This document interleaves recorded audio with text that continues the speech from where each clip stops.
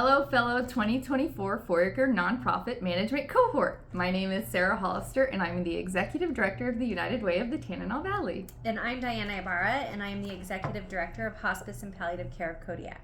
Now, today we are exploring the book From the Top Down, The Executive Role in Successful Volunteer Management.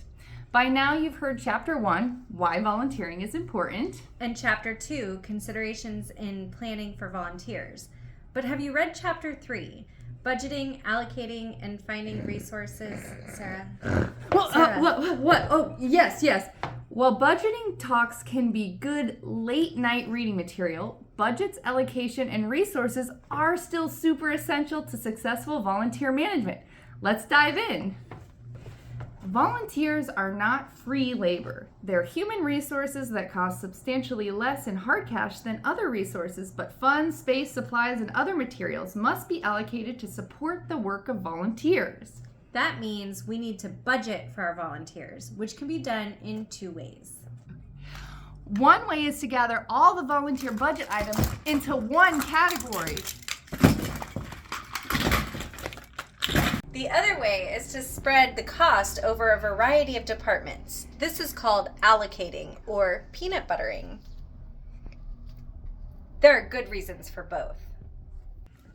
Gathering keeps all the items together and organized, but this can be an easy target when there are budget cuts. You're cut. Let's take a look at some of the line items you'll want to think about.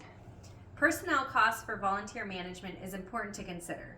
If you have to hire a director of volunteers, this position is a manager and should be paid as so. The job requires decision-making, leadership, and a great deal of public contact on behalf of the organization. You'll also need to consider space, furniture, and supplies. Let's take a look at this skit.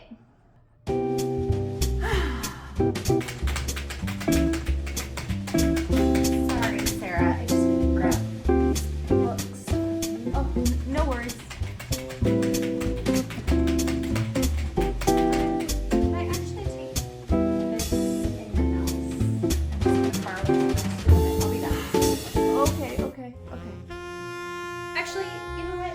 I needed to make a phone call. So I'm just gonna borrow this and then I'll be back. You know what?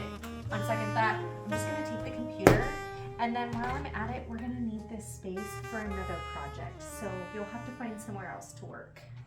I quit! This happens at far too many organizations. The volunteers are not provided adequate space, supplies, and resources and eventually quit. Beyond space and supplies, volunteers also need good internet access, website space, printing and reproduction, postage, insurance, funds for out-of-pocket expenses, travel costs, professional development, training, and, of course, plenty of recognition. Sarah, thank you for your dedication. Thank you!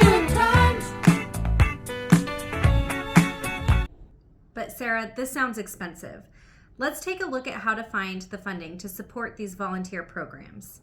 One way is to ask donors, foundations, or corporations to fund your volunteer efforts. Let's take a look.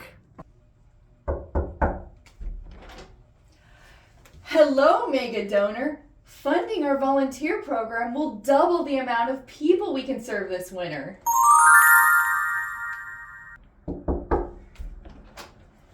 Hello, mega donor. Funding our volunteer program will open a match from another mega donor. But that's not all. You can also leverage your volunteers for money. Ask directly. Hold a special event. Outreach to corporations. Give gifts in honor of your volunteers. So remember, budgeting for your volunteers will provide a positive work environment, Leading to more volunteers. Stick around. Up next, we hear Chapter 4, Staffing Volunteer Involvement. Good times.